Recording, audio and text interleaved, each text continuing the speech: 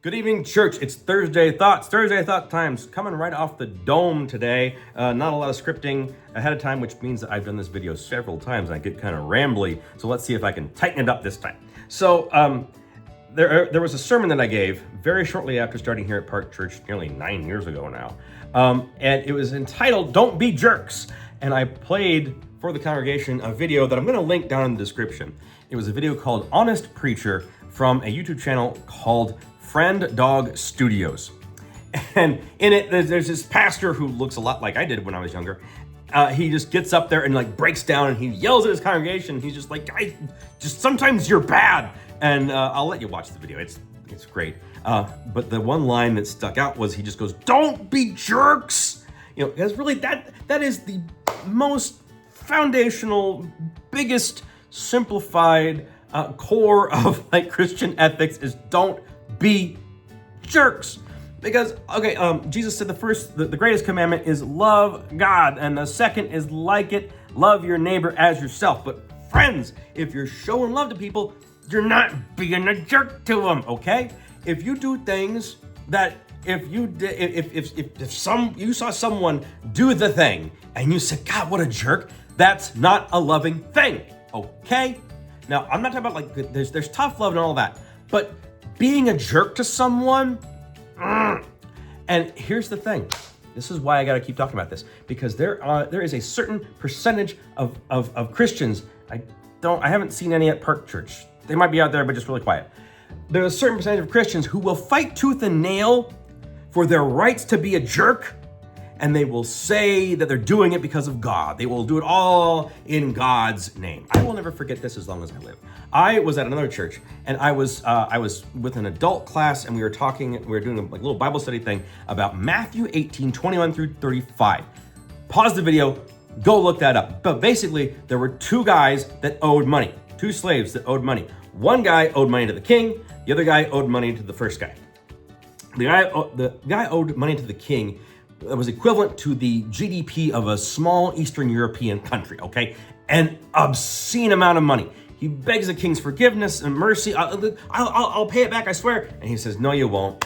You know what? The debt's been cleared. You go free."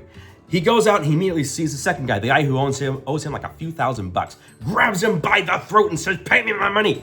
Has him thrown in jail. He was forgiven this insane amount of money, could not forgive someone else for this little bit of money, right? So the king hears about it, throws the first guy in jail and frees the second guy. So I'm going over this. This parable is structured so it is obvious to everyone reading it that the first guy who refuses to forgive is the bad guy. I sat here and had a dude twist himself into knots, into a stinking pretzel, trying to come up with reasons why it was okay that this dude was so mean to the guy who owed him money. Friends, if you ever have people trying to justify being a jerk to somebody and using God's name to justify it, speak up against them. Do not listen to them. That is the definition of taking the Lord's name in vain. Taking the Lord's name in vain, now that's the third commandment, right? Taking the Lord's name in vain does not mean, don't put the God word in front of the damn word. No, it means don't put God's name alongside your crappy behavior. Don't take God's name and use it to justify you being an absolute jerk to other people, okay?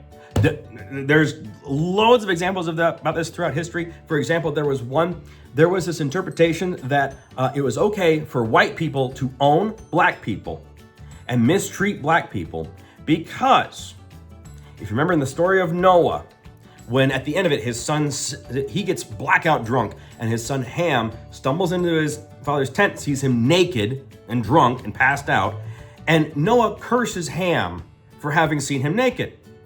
There was this tortured line of logic that said that Ham went on, because he was cursed, Ham's skin turned black, and he was thus the father of all African people, and so we can treat them horribly because they are the descendants of Ham, and God says it's okay. Friends, if you treat people like jerks, that's not being a Christian, okay? And do not put God's name onto your bad behavior. I've used up a lot of time. Lord, forgive us for being jerks. Help us to not be jerks any longer. Amen.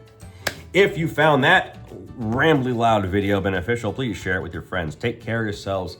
Take care of one another. And please, don't be jerks.